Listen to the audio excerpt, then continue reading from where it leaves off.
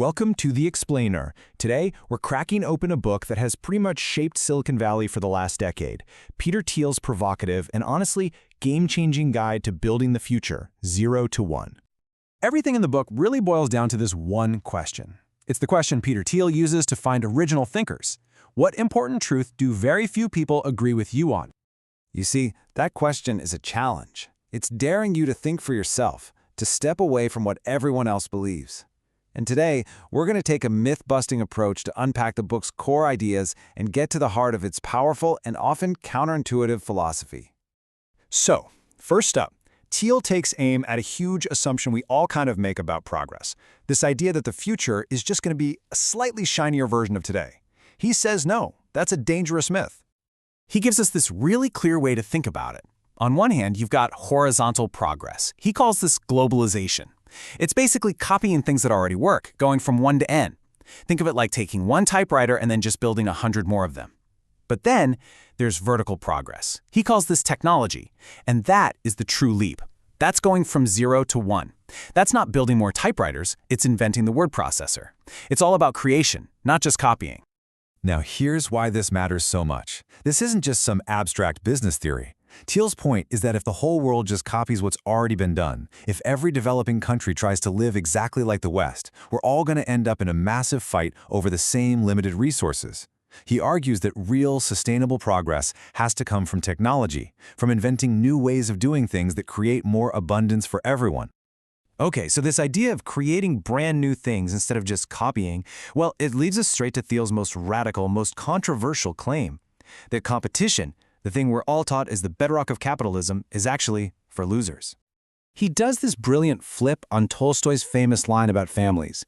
In business, Thiel says it's the happy, successful companies that are all different. Why? Because each one has created a unique monopoly by solving a problem in a way no one else can. It's the failed companies that are all the same because they got stuck in the trenches just fighting everyone else. I mean, just look at the difference here. When you're in a perfectly competitive market, your profits get squeezed down to 0. All you can think about is surviving to the next quarter.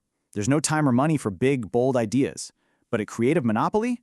It has the profits and the stability to actually plan for the long term, to invest in real, breakthrough innovation. So if competition is so bad, why do we praise it all the time? Well, Thiel's answer is that we're basically brainwashed. From the time we're kids in school, we're taught to compete for slightly better grades on the exact same tests. And that mindset just carries right over into the business world. Companies start obsessing over their rivals, using all this war language, and they end up just imitating each other instead of creating something truly different. Now, it's really important to get this right. He's not talking about becoming some evil monopoly that jacks up prices. He's talking about creating something so new and so valuable that you literally have no direct competition. And the way to do that is to start small. Find a tiny, specific niche market, dominate it completely, and then, only then, expand outward from that secure base.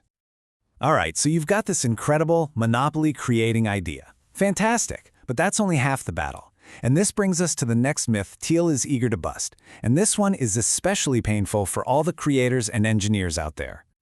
This one is aimed squarely at the engineering mindset. Thiel, who's an engineer himself, basically says that nerds have this built-in bias against sales and marketing. We tend to believe that if you just build a better mousetrap, the world will beat a path to your door. But the hard reality is that distribution, how you actually get your product to customers, is every bit as important as the product itself. And he gets super specific here. He points to what he calls a sales dead zone. Think of it as a startup graveyard. It's where your product is too expensive for cheap online ads to work, but not expensive enough to pay for a dedicated sales team to go out and sell it. It's a very precise and, honestly, a very deadly trap. And look, if you're thinking, does this guy really know what he's talking about? Well, just look at the legendary PayPal Mafia. This wasn't just a one-hit wonder. This group of people left PayPal and then went on to found or fund an insane number of Silicon Valley's most important companies. They clearly understood these principles on a deep level. But you know, their ultimate secret weapon wasn't just a great product or a slick sales strategy. It was their culture.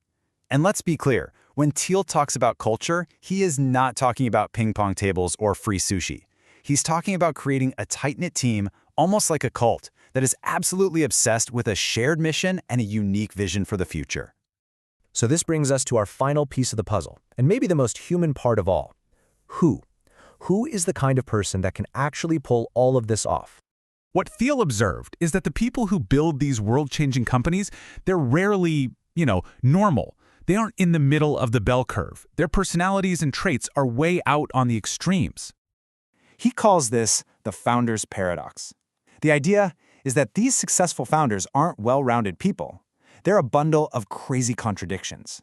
They can be total outsiders, but somehow also incredibly charismatic. They can be famously disagreeable, and yet people are drawn to them like a magnet.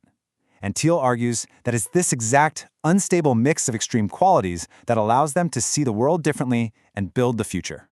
But, and this is a big but, we absolutely have to look at the criticism. Some people argue that this whole worldview, this mix of grand mythic stories and business advice, isn't really a profound insight. As one critic famously put it, if some random person on the street started saying this stuff, we'd dismiss it as crazy ramblings. But when it comes from a billionaire, suddenly it's treated as deep philosophy. It's a really powerful point. Is this true wisdom, or just a convenient story for those already in power? And so that's really the final question we're left with, isn't it? Is 0 to 1 a genuine blueprint for innovation that can actually help humanity build a better future?